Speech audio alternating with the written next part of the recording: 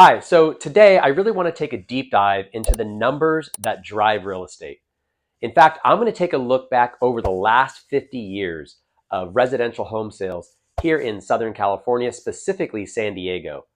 You've heard me say before that it's never about timing the market, but it's always about the amount of years or the amount of time in the market that matters most. There are 5 numbers that drive real estate, from the number of sales every year to home prices to the average price of a home, affordability, and mortgage rates. Those 5 factors are really what drive the market each and every year. However, over time, what we'll see and what I'll demonstrate with you is that, guess what? Real estate in San Diego over the last 30 years specifically has gone up an average of 5.7%, making it one of the smartest, safest investments that anybody can make in their financial future. So let's take a deep dive into the actual numbers over the last 50 years in San Diego County. You see, the long-term trend line in San Diego County is actually closer to about 6% per year of appreciation, whereas nationally, that trend line is about 4.5%. So one of the things about San Diego is it has historically outpaced the national average in regards to home values and being a great place to own real estate. See, one of the reasons I'm making this video is that I get asked way too often, is now a right time to buy real estate? And really, that question is going to be highly dependent upon your situation and what your timeline is. If you're going to buy a home and you only have the intention of owning it for 1, 2, or 3 years, sure, the timing of real estate could be risky in regards to value. However, what time has proven is that anyone who owns a property for 10 years or longer is extremely buffered against the annual appreciation rate and making sure that their home is worth at least more than when they bought it just 10 years earlier. So let me give you some quick examples. Let's take these 10-year increments going back to 1977. So we'll go back about 50 years where in San Diego, the average price of a single family home was $55,000. Now, just 10 years later, believe it or not, home values shot up to $150,000, almost tripling in value in just 10 years. Now, as we went through the recession of the 90s, home values only increased moderately. In fact, they saw 3 years of decline in property values before rebounding in 1997 to an average price of $190,000. So already over a 20-year period, home values went from $55,000 on average in 1977 to $190,000 for a single-family home in 1997. In 2007, heading into 2008, we approached the Great Recession. And the Great Recession brought just the second time only in the last 50 years where we saw declining home values in San Diego County. In fact, home values decreased for about a 5-year period from 2007 to 2011, dropping the average home price from its peak at around $575,000 down to an average price of $350,000 in 2012. Now, here's the best part about owning homes in San Diego: resiliency. The entire market bottomed out in January of 2012, and within just 5 short years later, home values rose to even higher than they were at the peak in 2007. In fact, in 2017, home values were right back up to $585,000 on average. And you wouldn't believe this, just 10 years later, home values are sitting right around $950,000 on average right here in San Diego. So what an incredible timeline, over 30 years. If somebody bought a home for $55,000, spent time paying that mortgage off, their home would be worth approximately $950,000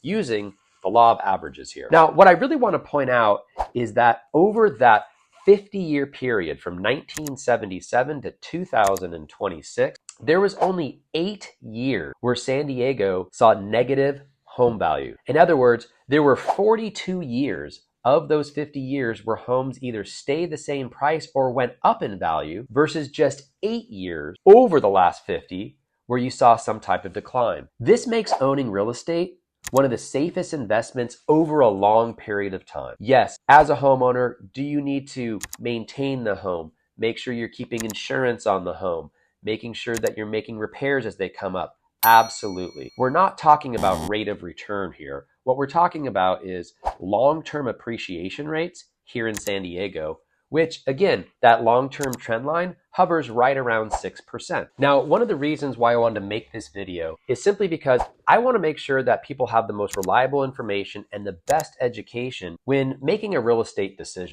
With experience and perspective and knowledge, we can make great decisions about our long-term financial lives. So many people these days are talking about how real estate is so expensive. And when I hear that, I always think of my dad, who talks about back in his day, a hamburger was only 25 cents and you can get a cup of coffee for a nickel.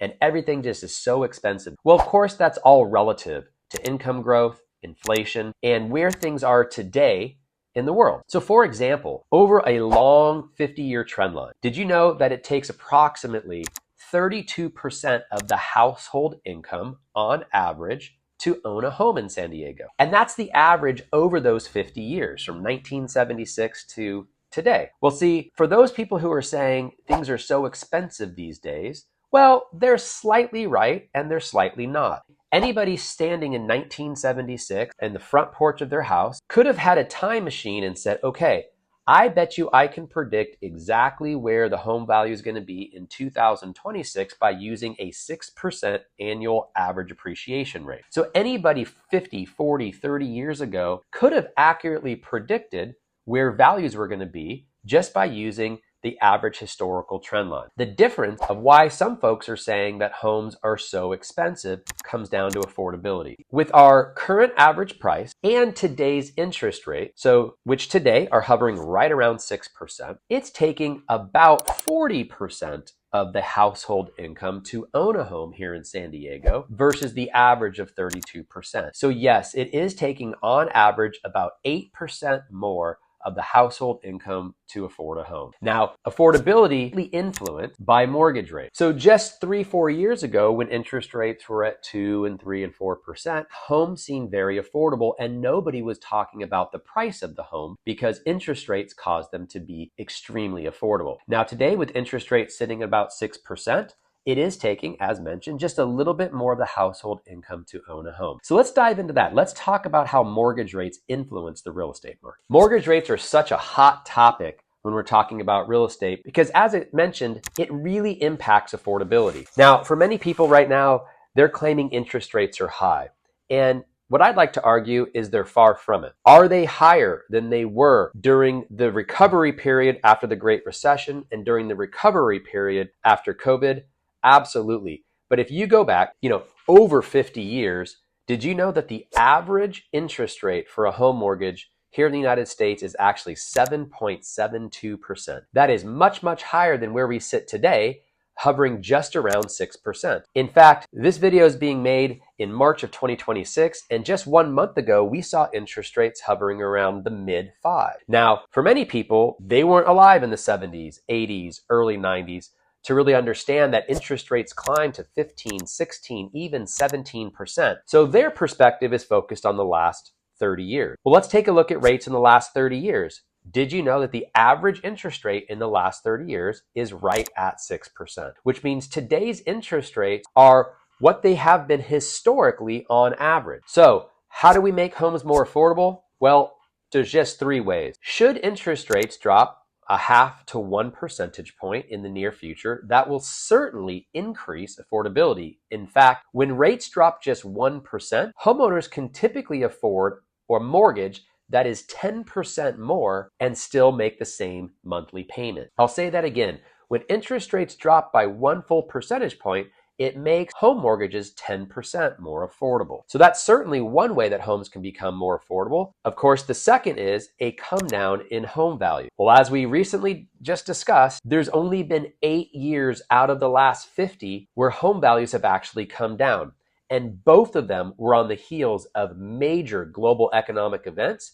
The first being the Great Recession, which had a massive global impact on the economy. And second was COVID-19. That literally shut the entire world's economy down for a period of time. And that has been the only 2 times in the last 50 years where you've seen San Diego home values drop at all. So will home values drop in San Diego? Well, it's always possible. The predictions show for a more stabilized market in the near future where home values may stay the same, may go up slightly, But with the amount of demand here in San Diego and with mortgage rates being at the historical average, the prediction is that real estate will continue to move along without much decline in home value. Now, I don't have a crystal ball and I'm not making any guarantees. I'm simply talking about the trend and offering insights and information from the readily available data. Now, the third and final way to make homes more affordable is for wages to increase. If it now takes approximately 40% of the household income to own a home, and let's say rates stay the same and let's say home values stay the same over the next 5 years, well, the one way to make homes more affordable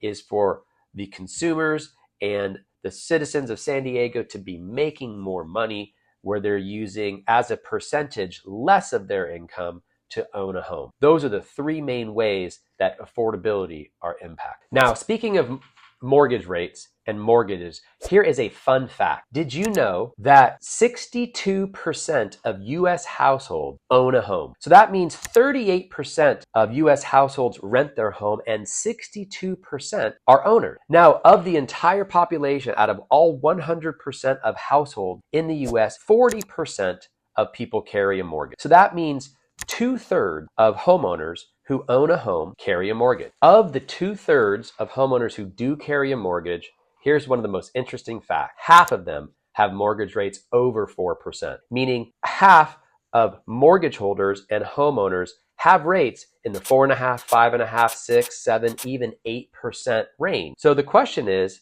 a 6% rate really high when half of the mortgage holders in the US are carrying interest rates somewhere in that range? Now, for the half of the homeowners who have less than a 4% interest rate, look, that may have been a once in a lifetime opportunity where interest rates fell below 4% for the first time in over 50 years, potentially ever. So the reality is, for those people who made a decision and made a commitment to own a home, for the 2/3 of US households who are using somewhere between 30 to 45% of their household income, here's what we know. They have an interest rate that's going to be on average hovering around 6%. We also know that the appreciation here in San Diego of a home is going to go up 6%.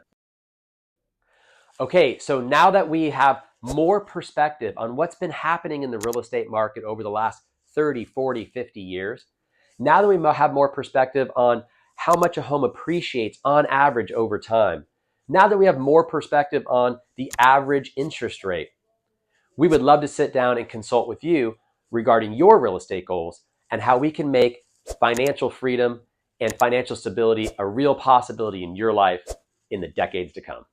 For a free consultation and to talk more about your real estate goals, please give us a call. You can call me direct at 619-985-5805, or you can call our office at 858-502-9800, or find us online at canerealestate.com.